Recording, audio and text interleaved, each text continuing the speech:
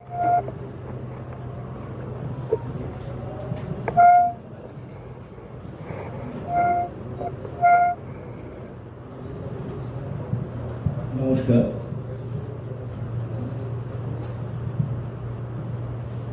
বিশ্বকবি রবীন্দ্রনাথ ঠাকুরকে উৎসর্গ করে আমরা এই লেখাটি জীবনকে সমর্পণ করে।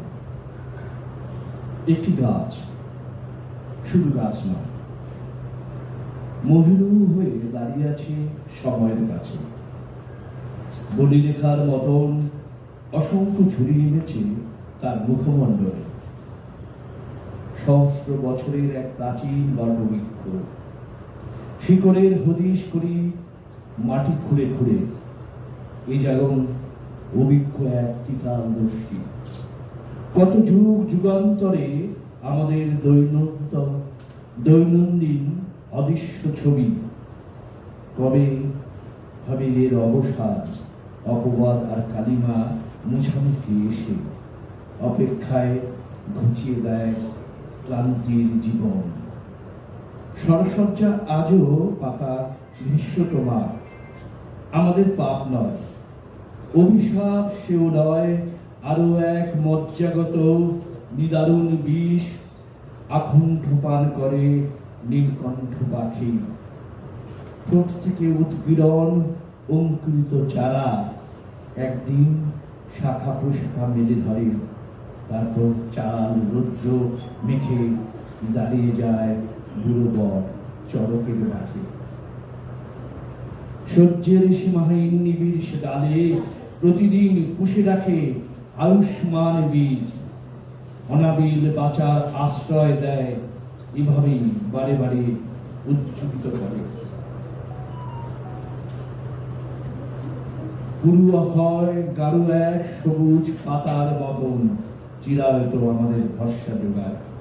একটি চারা গাছ যখন বৃক্ষ হয়ে ওঠে, কিসের অতীত তার, কিসের বর্তমান ক্ষণিকের আপেক্ষিক হয়।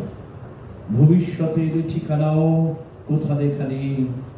আদি অনন্ত কোন যুগান্তকারী মন অবশেষে জীবনকে সমর্পণ করে। নমস্কার।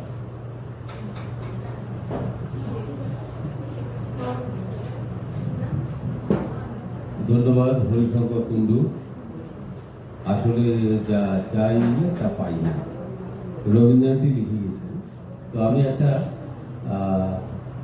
ভেবেছিলাম সবাই চলে আসবে, কিন্তু এই আসা যাওয়া এটা হচ্ছে। তার কারণ হচ্ছে একই দিনে বিভিন্ন জায়গায় অনুষ্ঠান, তো কাউকে কিছু বলার নেই, এটা আমাদের দুর্ভাগ্য। আর আমি আমাদের বসিরহাট থেকে এসেছেন বিশ্বজিৎ বন্দ্যোপাধ্যায়, তাকে এবার মঞ্চে ডেকে নেব। বিশ্বজিৎ বন্দ্যোপাধ্যায় রবীন্দ্রনাথকে স্মরণ ও শ্রদ্ধা জানাবেন।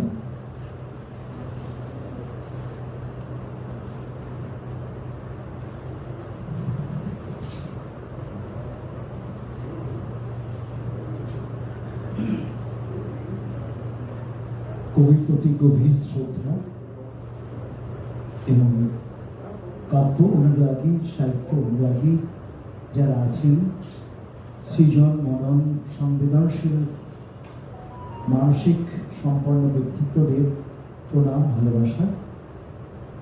আমার শ্রদ্ধেয় অরূপকান্তি মহাশয় তার আমন্ত্রণে আসা এবং আমার বোনের মতো স্বর্ণালী তার প্রজ্বলনের অনুষ্ঠানে আমন্ত্রণ।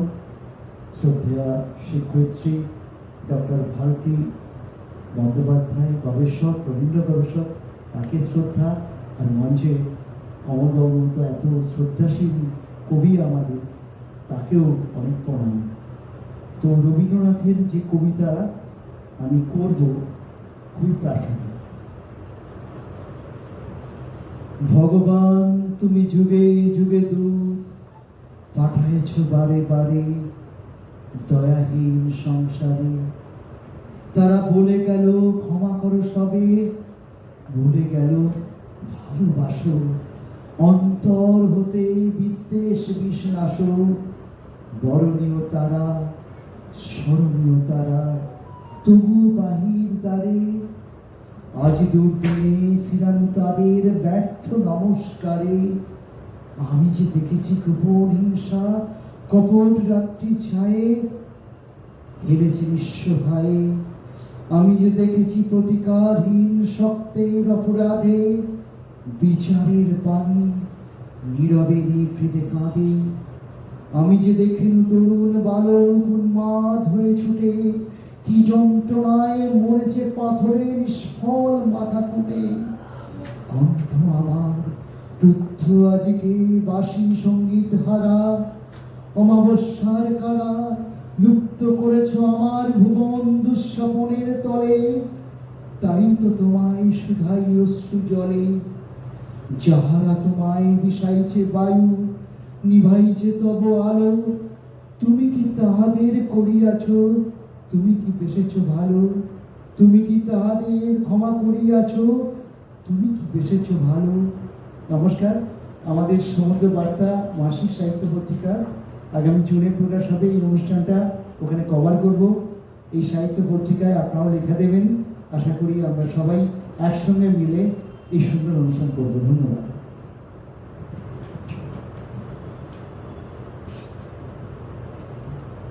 এখন আমি ডেকে নিচ্ছি আমাদের প্রিয় সর্বাণী দাস। সর্বাণী দাস, তারপরে বিশ্বজিৎ রায়,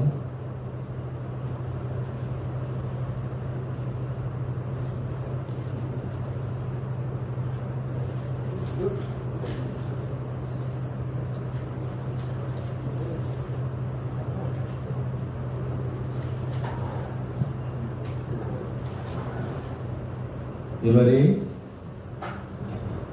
রবীন্দ্রনাথকে শ্রদ্ধা জানাবেন সর্বাণী দাস।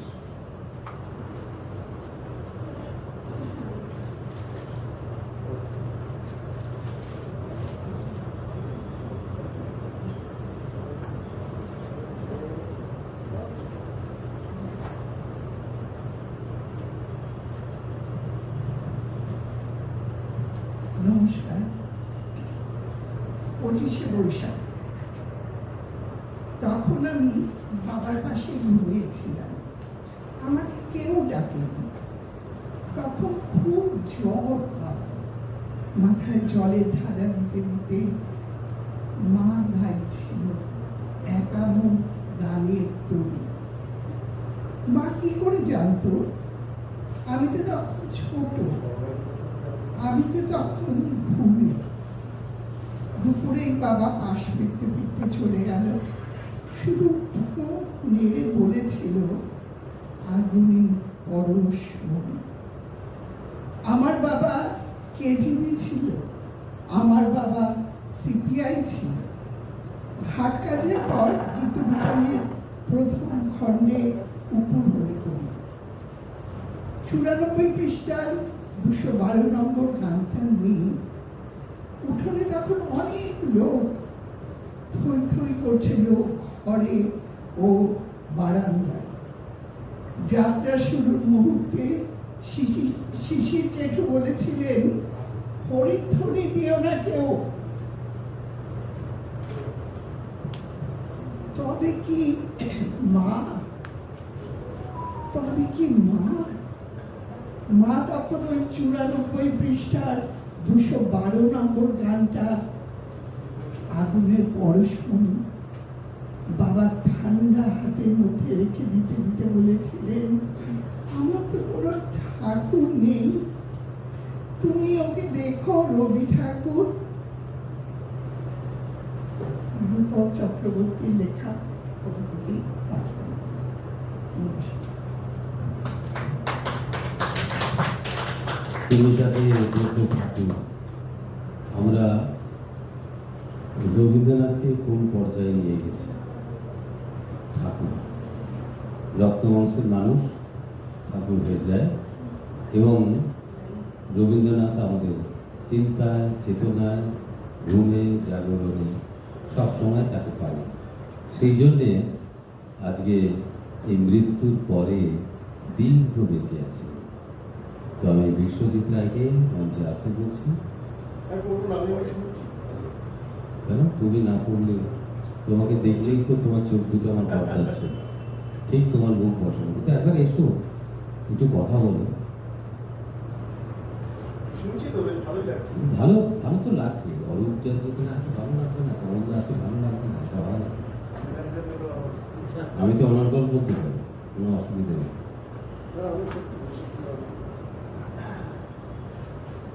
ওইটা যে আমার মনের মধ্যে কি এসে গেছে, আমার বড়দার চোখ, ওর চোখ একই, মুখ একই, বড়দাকে হারিয়েছি।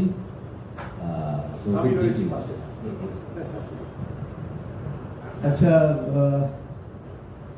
রবীন্দ্রনাথকে স্মরণ করে দুটো কবিতা পড়বো, কিন্তু দুটো পুরো ভিন্ন ধরনের কবিতা। প্রথম কবিতা আপনার গান। আপনার গানের ভেতর ঢুকে পড়লে মহাশূন্যে আশ্চর্য এক আলো ফুটে ওঠে। সারা পৃথিবী যেন তখন এক সুরের জ্যোৎস্না ভুবন। আপনার গানের ভেলায় চেপে ভেসে যায় বাউন্ডুলে ট্রেনে অনেক সুদূরে।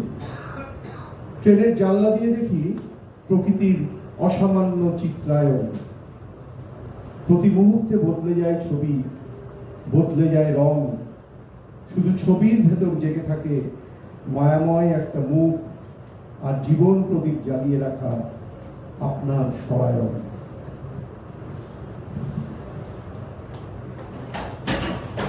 এরপরে একটি কবিতা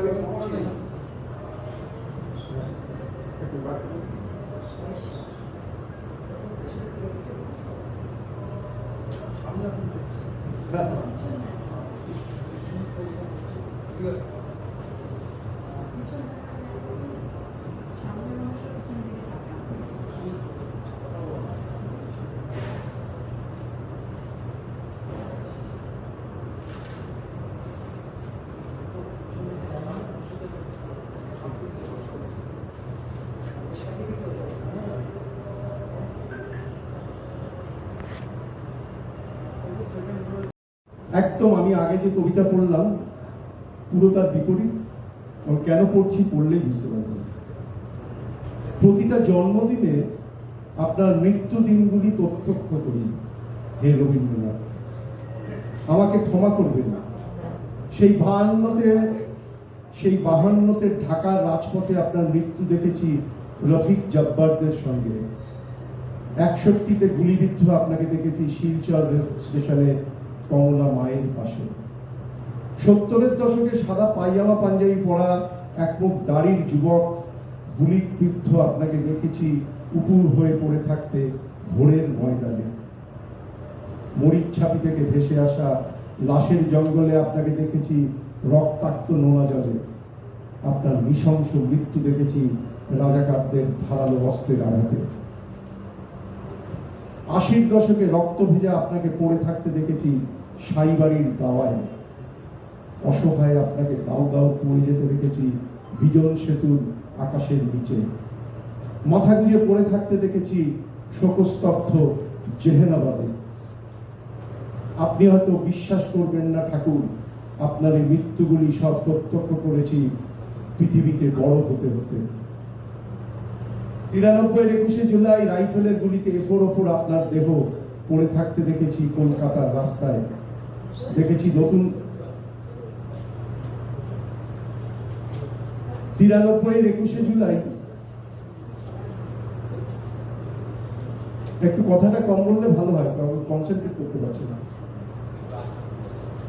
93-এর 21শে জুলাই রাইফেলের গুলিতে এফোর ওপর আপনার দেহ পড়ে থাকতে দেখেছি কলকাতার রাস্তায়। দেখেছি নতুন শতকের উত্তাল নন্দীগ্রাম, ঝাড়গ্রাম, নেতাই, বাগমুন্ডি, বাঁকুড়ার জঙ্গলে।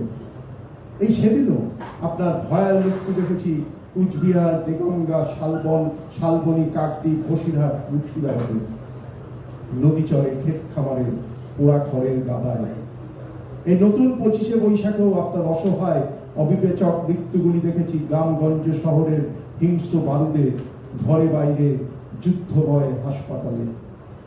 এত মৃত্যু আর নিতে পারছি না ঠাকুর। আপনার সব সৃষ্টিগুলো কি তবে সময়ের কাছে হার মেনে মৃত্যু পথযাত্রী হয়ে গেল? নমস্কার। ধন্যবাদ বিশ্বজিৎ রায়কে। এবারে আমি কৃষ্ণা ব্যানার্জিকে ডেকে নিচ্ছি, তার শ্রদ্ধা জানাবেন রবি ঠাকুরকে। কৃষ্ণা ব্যানার্জি। এরপরে তৈরি থাকবেন দিব্যেন্দু ঘোষ।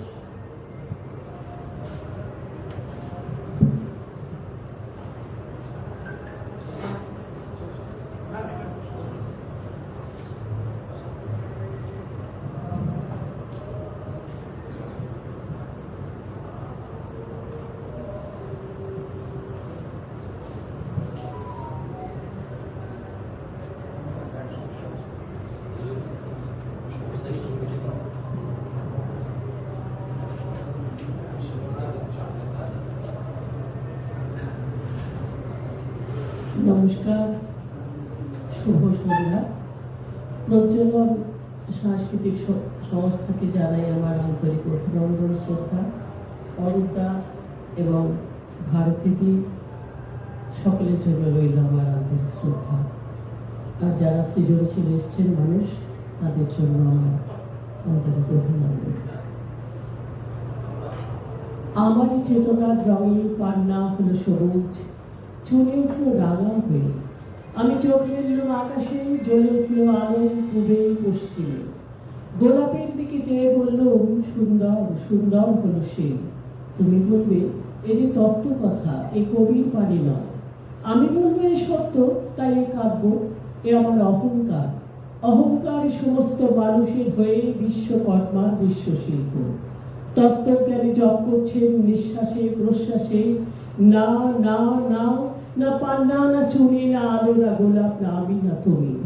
ওদিকে অসীম যিনি, তিনি স্বয়ং করেছেন সাধনা মানুষের সীমানায়, তাকেই বলে আমি।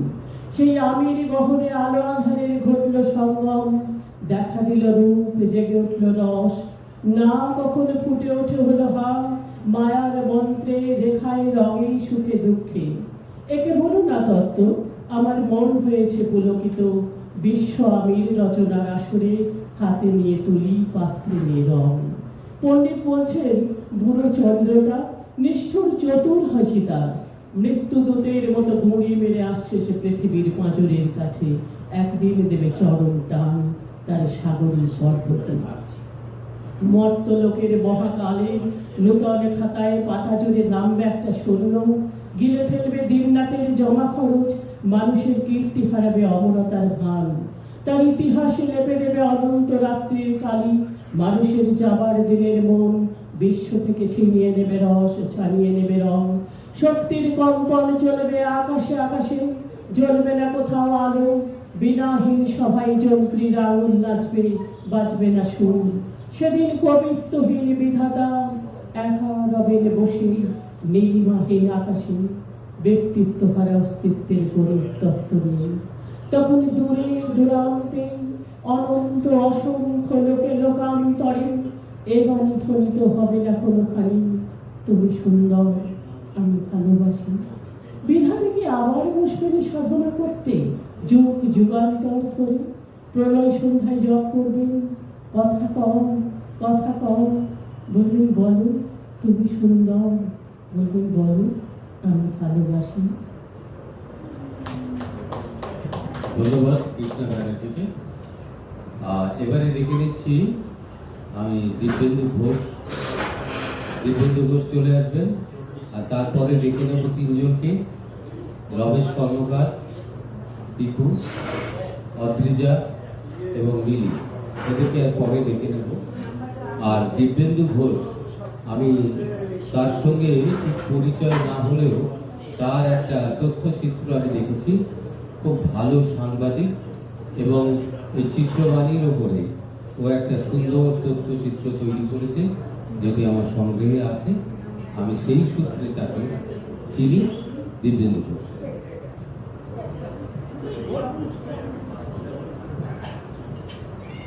প্রজ্বলনের যে রবি স্মরণ, সেটা আমি একটু পরে এসেছি, কিন্তু তার মধ্যে যতটা শুনলাম তাতে যথেষ্ট অত্যন্ত একটি মনোজ্ঞ অনুষ্ঠান। সেখানে আমি বোধহয় সব থেকে জুনিয়র, তবুও রবি স্মরণ যখন করতে হবে, এবং রবীন্দ্রনাথ তো একটা গভীর সমুদ্রের মতো, তার তল আমরা কোনোদিন খুঁজে পাই না, হয়তো কখনো খুঁজেও পাবো না, তার তল পাওয়া সম্ভব নয়, তবুও তাকে কিছুটা ছুঁয়ে যাওয়া।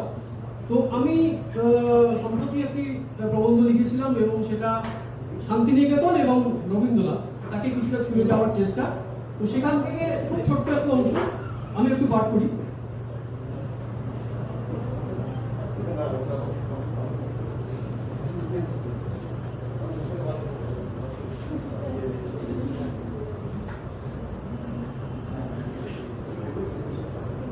কবি গোলাম মোহাম্মদ লিখছেন, ছাতিম ফুলের গন্ধে ভাসে পথ, উঠোন ভরে ভরল ঘরের কোণ, জ্যোৎস্না মেখে হচ্ছে আরো মিহি, সেই সোহাগে উঠল ভরে মন, গন্ধে কাঁপে ছাতিম ফুলের রাত, হাতের ভেতর মধুমতির হাত। শাহানা বাজপেয়ী তার ছাতিম ফুল গানটিতে লিখেছেন, তোমার দিকে হেঁটে যাওয়ার রাস্তা জোড়া ছাতিম ফুল, আরাম রোদের দিকে এলায়, ঠিক যেন কার মনের ভুল।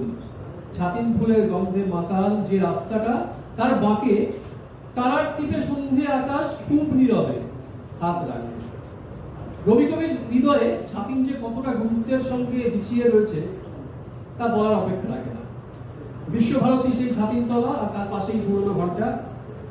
আশ্রমের রূপ ও বিকাশ প্রবন্ধে রবীন্দ্রনাথ লিখছেন, উত্তর পশ্চিম প্রান্তে প্রাচীন দুটি ছাতিমের তলায় মার্বেল পাথরে বাঁধানো একটি নিরলঙ্কৃত বেদি, তার সামনে গাছের আড়াল নেই, দিগন্ত পর্যন্ত অবারিত মাঠ, সে মাঠে তখনও চাষ পড়ে না। রায়পুরের জমিদারের নিমন্ত্রণ গ্রহণ করতে যাওয়ার পথে মহর্ষি দেবেন্দ্রনাথ ঠাকুর ক্ষণকাল বিশ্রাম নিয়েছিলেন এই ছাতিম গাছের তলায়। এই ছাতিম তলাকে তাই মহর্ষি সাধনা বেদিও বলা হয়। আশ্রমের প্রতিষ্ঠা লগ্ন থেকেই ছাতিম তলায় দীক্ষা দিবসের অনুষ্ঠান হয়, এমনকি এই ছাতিম তলায় ব্রহ্মোপাসনার মধ্য দিয়ে সূচনা হয় শান্তিনিকেতনের ঐতিহ্যবাহী পৌষ মেলা। মহর্ষি প্রয়াণ দিবস উপলক্ষে যে স্মারক বক্তৃতা অনুষ্ঠান হয় তা জায়গা করে নেয় ছাতিম তলাতেই। আজও প্রথা মেনে শান্তিনিকেতনের সমাবর্তন অনুষ্ঠানে উপহার হিসাবে দেওয়া হয় ছাতিমের পাতা। বিশ্বভারতীর আচার্যের কাছ থেকে সেই ঐতিহ্যপূর্ণ সপ্তপর্ণী লাভ শিক্ষার্থীদের কাছে স্বপ্নের মতো। রবি ঠাকুর এক জায়গায় লিখছেন, ওই যে ছাতিম গাছের মতোই আছি, সহজ প্রাণের আবেগ নিয়ে মাটির কাছাকাছি।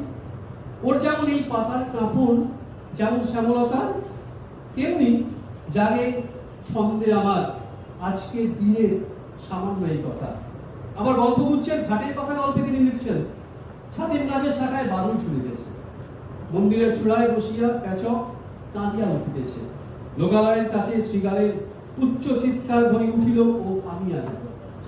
এমনকি 1930 সালের 25শে অক্টোবর ইন্দিরা দেবীকে একটি চিঠিতে রবি ঠাকুর লেখেন, আমার শ্রাদ্ধ যেন ছাতিম গাছের তলায় বিনা আড়ম্বরে বিনা জনতায় হয়।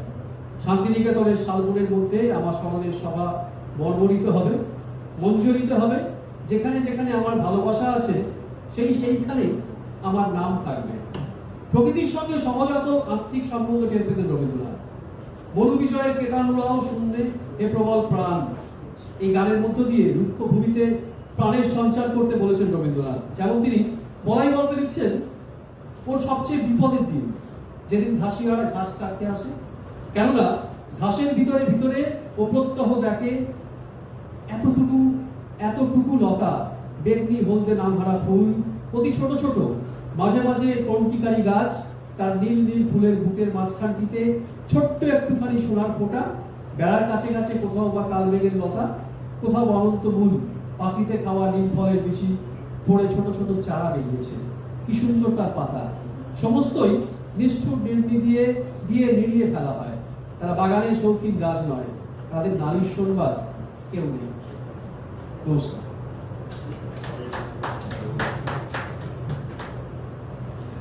দিব্যেন্দু ঘোষ, আজকে তার পরিচয়টা পেলাম, তার লেখার মাধ্যমে তাকে জেনে গেলাম। তো আমি দিব্যেন্দু আমাকে মনে করিয়ে দিল শান্তিনিকেতনের কথা, তো সেটা এই মুহূর্তে আমার কাছে এসে গেল। রবীন্দ্রনাথ, তুমি তো এসেছিলে, যাওনি কোথাও, সরল সাঁওতালি নারী পুরুষের চোখের বিস্ময় থেকে সারা বিশ্বের কাছে তুমি বিস্ময়। মরুভূমিতে ফোটে ফুল যদি ফোটানো যায়, শুভ্র কাগজে জলে আগুন যদি জ্বালানো যায়।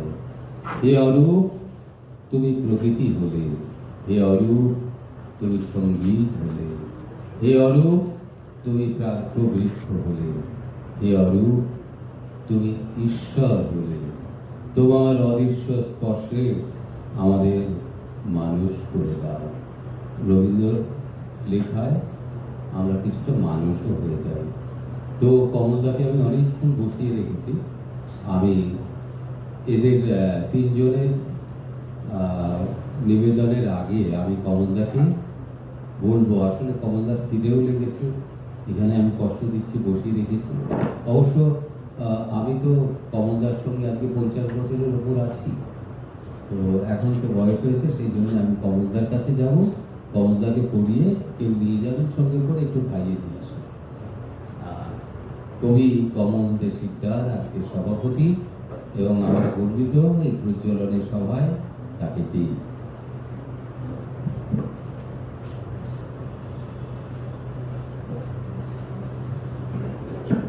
হ্যালো হ্যালো হ্যালো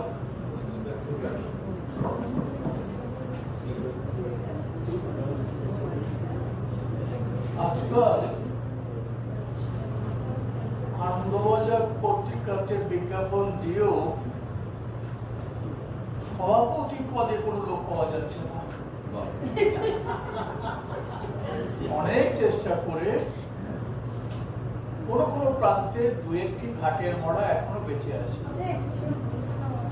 এবং সেই ঘাটের মরা হিসেবে ধরুন আজকে আমি এখানে 3টে থেকে বসে আছি, 6টা বাজে একটা সিটে বসে আছি। আসলে সত্যি তো সভাপতি পাওয়া প্রায় অসম্ভব, কারণ এই চলমান কবিদের স্রোত, যারা ঠাকুরকে শ্রদ্ধা জানিয়ে চলে যাচ্ছে, যেতেই পারেন। ঠাকুরের কাছে শ্রদ্ধা পৌঁছচ্ছে কিনা আমার জানা নেই। কবি যদি স্থিতধী হতে না পারেন, কবির যদি অপরে কি বলছে সেটা শোনার মতো তার ইচ্ছে না থাকে, কবি যদি, আমাদের বাল্যকালে ছিল, আমরা খেপ খেলতাম জানেন, এই 55-56 সালে আর কি, ওই এক জায়গাতে খেপ খেলতে গেলে পরে কি হতো, একটা ডিম সিদ্ধ দিত, একটা রুটি দিত, আমরা একটা খেপ খেলেই আর একটা জায়গায় দৌড়তাম। তা সেই ব্যাপারটা এখন উঠে গেছে, এখন সেটা কবিদের ভিতরে এসেছে। আমি দেখছি, আমি যখন আসি তখন 3 জন ছিল, পরে একবার বোধহয় 45 হয়েছিল, তারপর একবার দেখলাম 22 হয়েছে, আমি ঘুরে যাচ্ছি, একবার 12, এখন বোধহয় গোটা 25 আছে। তা আমরা যারা করি, কেন করি, সংগঠকরা যারা করেন কত কষ্ট করে করেন, এটা সংগঠকরা জানেন কত কষ্ট করে করেন।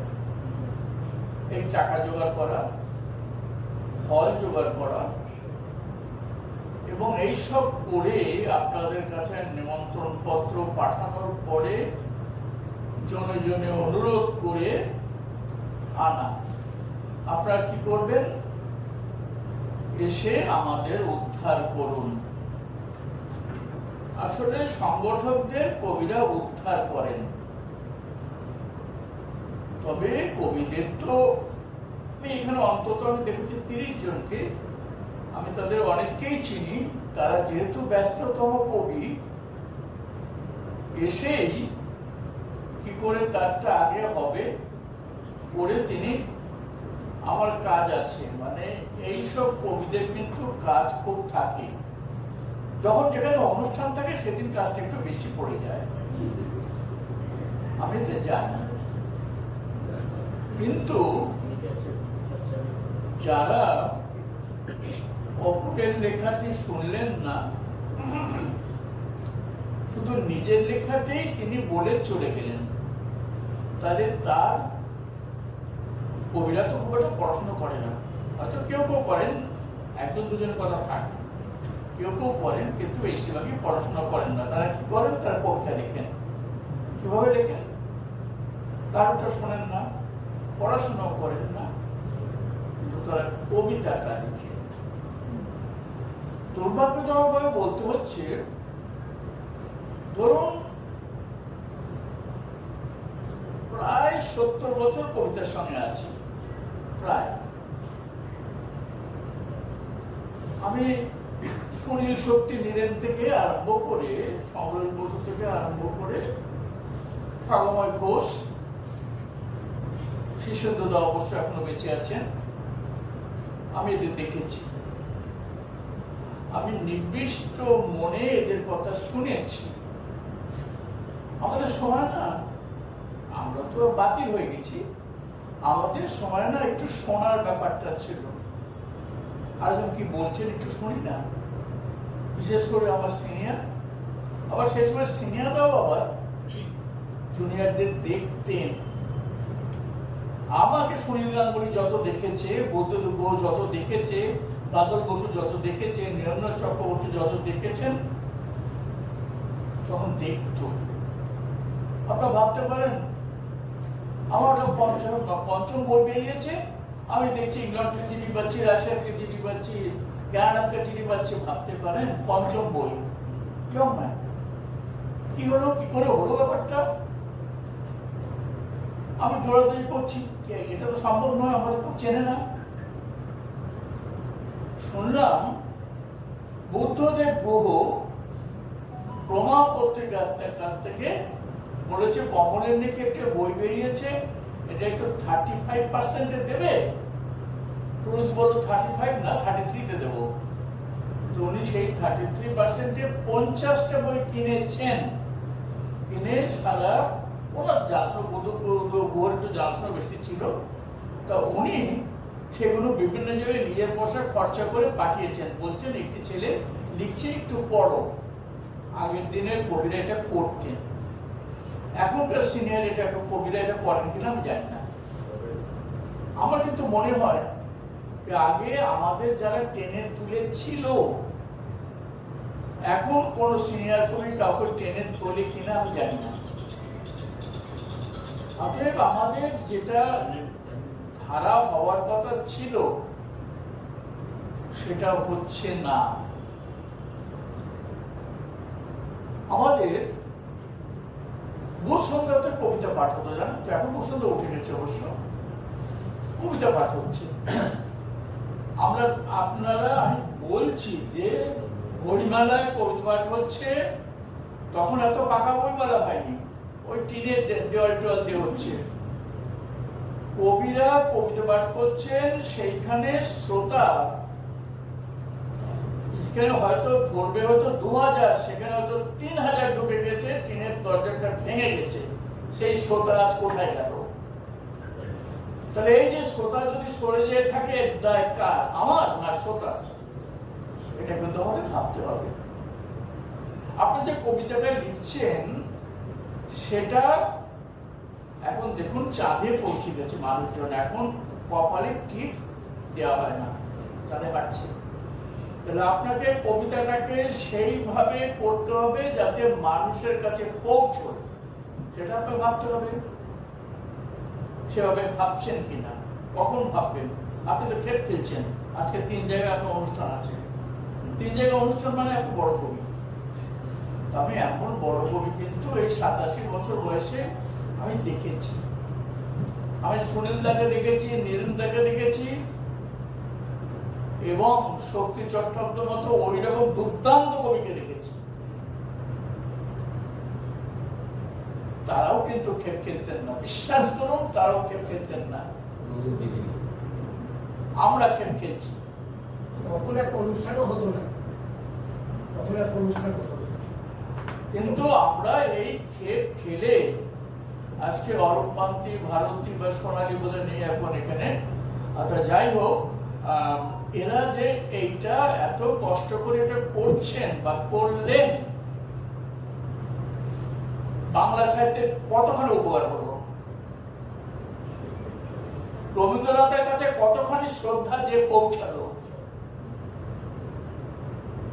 আমি জানি না এভাবে ঠাকুরের কাছে শ্রদ্ধা পৌঁছায় কি না, আমি জানি না। তবে এই যে বললাম যে এখন এই ঘাটের মরা বয়সে এসব কথা বলে ফেলেছি, আপনারা একসঙ্গে কি বলতে পারবেন? ও কটা বুড়ো ঘাটের মরা কি বলেছে না বলেছে কানে দিস না, এদিক থেকে শুনেও বের করে দিবি, এ বলতেই পারেন, আপনারা বলতেও পারেন, বলুন। কিন্তু আমার মনে হয় যারা পারবেন তারা বলবেন। আর ওই যে বললাম যে সভাপতি পাওয়া যাচ্ছে না, একটা ঘট অথবা একটা ঘাটের মরা, এখন আমার খবরটা খারাপ, প্রায় সবার অনুষ্ঠানে নিজের ঘটের মতো বসে দিচ্ছে। আমি কিন্তু আপ্রাণ চেষ্টা করছি সবারটা শোনবার, বুঝবার। এ বয়সেও আমার মনে হয় যে ওই কবিটি লিটল ম্যাগাজিনের কবি, সে কোন একটা লাইন লিখে যাবে, সেই লাইনটা হয়তো আমাকে উজ্জীবিত করবে। আপনারা যদি সবার কবিতা না শোনেন, তাহলে লিটল ম্যাগাজিনে একটা গ্রামের কবি কি বলতে চাইছে, বা একজন শহরের কবি কি বলতে চাইছে, বা একজন বাজারি কবি কি বলতে চাইছে, আমরা জানেনটা কি করে? এবং খুব দুঃখের সঙ্গে বলছি, একটা সময় আমার মোহ ছিল মানে ধরুন বিগত 20-30 বছর ধরে টানা দেশ আনন্দবাজার লিখেছি, কিন্তু দেখলাম আমার কোনো লাভ হয়নি। আমি আস্তে আস্তে যখন রমাপদ চৌধুরী বললেন যে এবার আমরা বুড়োদের বাদ দিচ্ছি,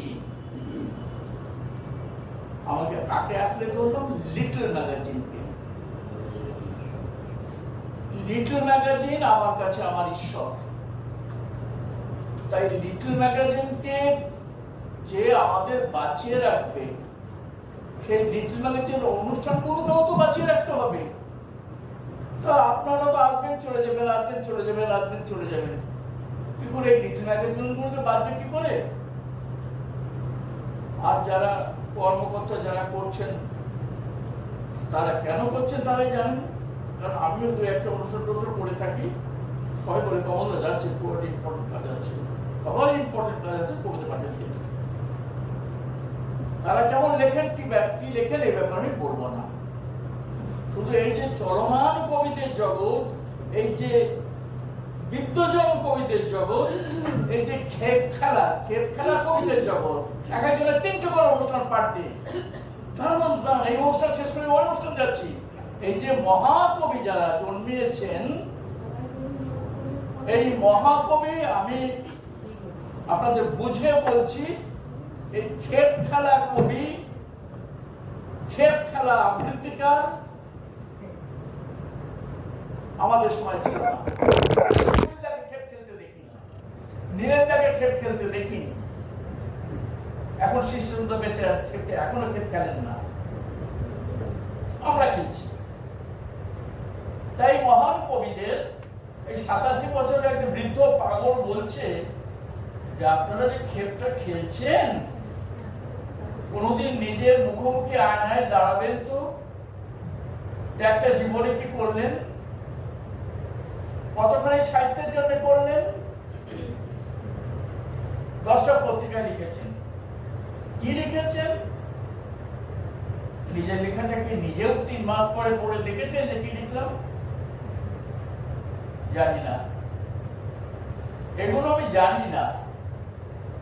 আমি অনেকগুলি বাজে কথা বললাম, যারা রয়েছেন তাদের খারাপ লাগতে পারে, কিন্তু মনে করবেন বুড়ো মানুষ ঘাটে মরা বলে ফেলেছে, কিছু মনে করবেন না। খারাপ লাগার কিছু নেই, আপনি যে বয়সে পৌঁছে গেছেন। আমি শুধু রবীন্দ্রনাথের স্মরণে মাত্র কয়েকটা লাইন মাত্র বলবো, আর কিচ্ছু না। তা সেবার রবীন্দ্রনাথ 1941 সালে অসুস্থ হয়েছেন, কলকাতায় আসছেন।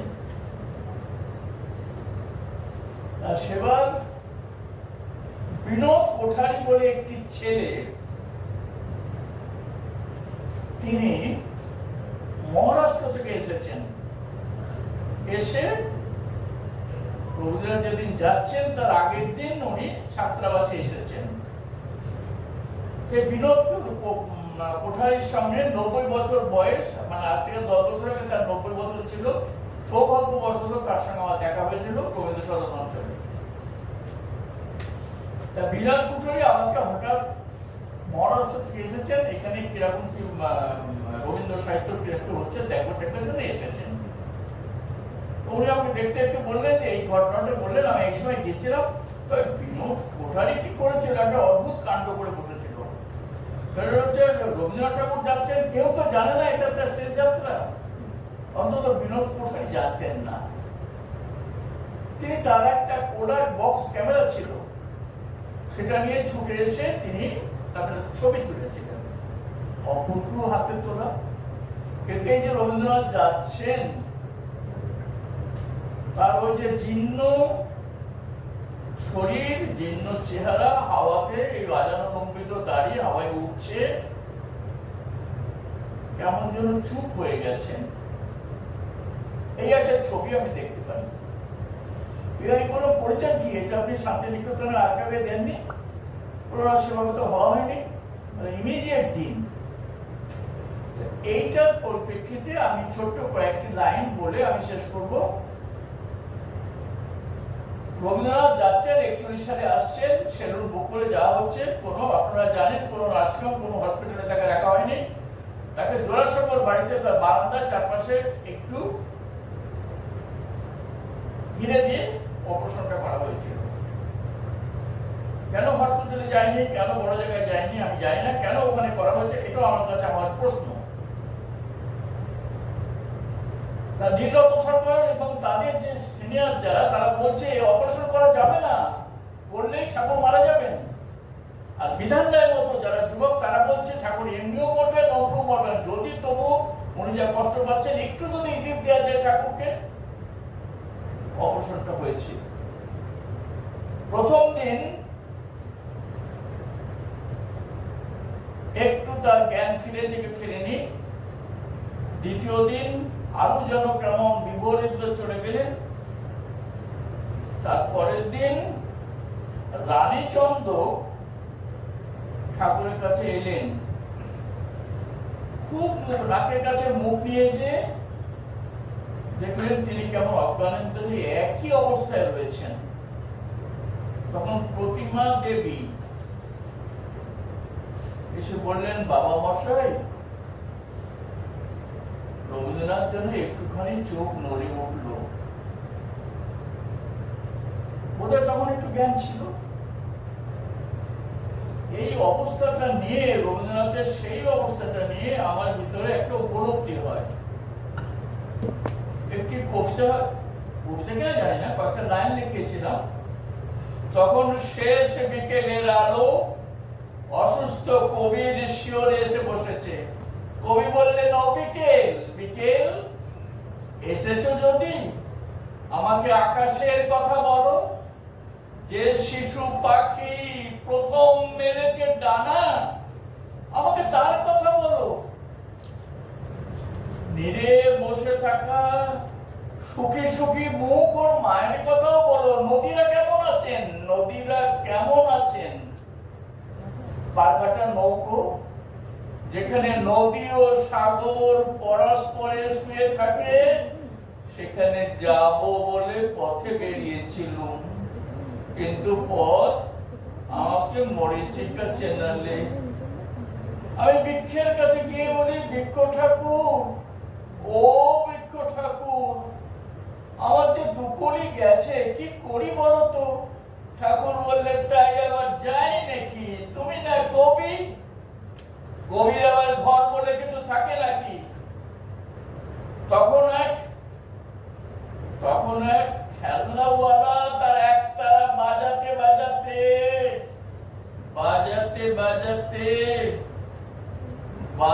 বাজাতে সন্ধ্যার দিকে এগুলো, বাসিয়ালা, ও বাসিয়ালা, আমার সঙ্গে নেবে।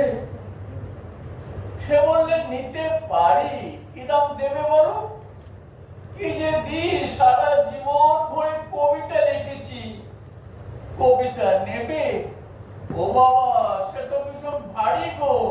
ওতে আমার কাজ নেই। বেশ, তবে নিও না বাসিয়ালা, শুধু সঙ্গে নাও। তাও কি পারবে যদি পড়ে যাও? ও বাসিয়ালা, আমি যে তোমারই গান শুনতে শুনতে, বাসিয়ালা আমি যে তোমারই গান শুনতে শুনতে তোমার দিকে এগোবো বাসিয়ালা। ও বাসিয়ালা, সঙ্গে নাও না। আবার বলছি, যদি পড়ে যাও তখন নয় ফেলে যেও বাসিয়ালা, তখন নয় পথের মাঝেই আমাকে ফেলে যেও বাসিয়ালা। সঙ্গে নেবে বাসিয়ালা? নমস্কার। এই আমাদের কমলদা। কমলদা আপনি যে কথাগুলো বললেন সত্যি তার মানে অভিজ্ঞতা থেকে বললেন, এবং কমলদা যেগুলো বললেন সবটাই সত্যি। কারণ সেইখানে কমলদার সাথে সাথে আমিও থাকতাম, আমি দেখেছি। এবং পুপুল এবং স্বর্ণালী গেলে দাদুকে 2 হাতে ধরে তোমরা কিছু খাইয়ে নিয়ে এসো, যাও। আমি অনেকক্ষণ বসে কষ্ট দিয়েছি। 2 বোনে যাও, 2 বোনে দুজনে ভালো করে ধরে নিয়ে যাও, শুধু দেখবে পড়ে না যায়, আর পড়ে গেলে মুশকিল। হ্যাঁ, কারণ মানে এদের ছেলেপিলের বই কমলদাকে দিয়ে উদ্বোধন করাবো আমি।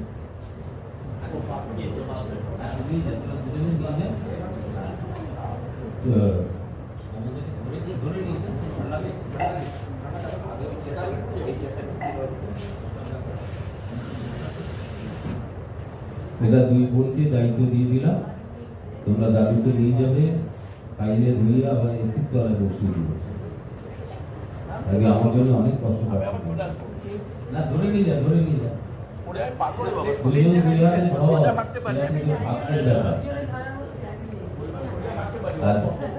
আজকে 2 বোন একসঙ্গে আছে, তাতে কোনো অসুবিধা নেই। আমি এরপরে একটা অন্য স্বাদে যাব, তার জন্য আমি ডেকে নেব রমেশ কর্মকার, সুনীল কর্মকার এবং আমাদের ভারতী বন্দ্যোপাধ্যায়, অস্ট্রিকা, নট ইন ভারত।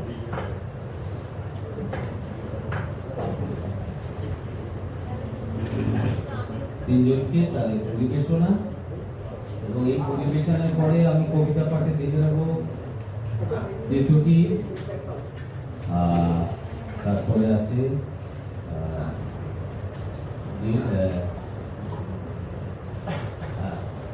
আমাদের রঞ্জনা, এটুকির পরে রঞ্জনা।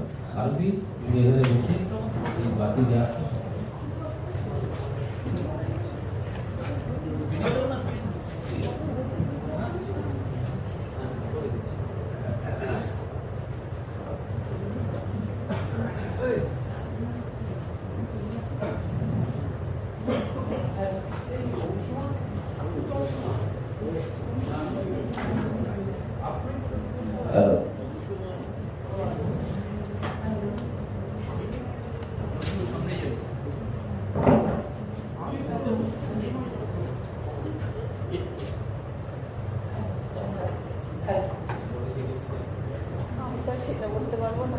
রবীন্দ্রনাথ সম্পর্কে এত কিছু শুনলাম, শুনতে শুনতে হয়তো আমাদেরও কিছু বলার ছিল, কিন্তু সেই বলাটা আমরা কথায় বলবো না। একটা লেখা যেটাকে আমরা উপস্থাপন করব, লেখার মাধ্যমে সেটা প্রকাশ হবে। আমরা একটা শব্দ কোলাজ করব। শব্দ কোলাজের নাম দিয়েছি তুমি আছো। কাব্য এবং সঙ্গীত রবীন্দ্রনাথ ঠাকুর, ভাষ্য লিখনে ভারতী বন্দ্যোপাধ্যায়, কণ্ঠ ভারতী বন্দ্যোপাধ্যায়, মিলি এবং আমি রমেশ কর্মকার। নির্দেশনাও আমার। শুরু করছি কাব্য কোলাজ তুমি আছো।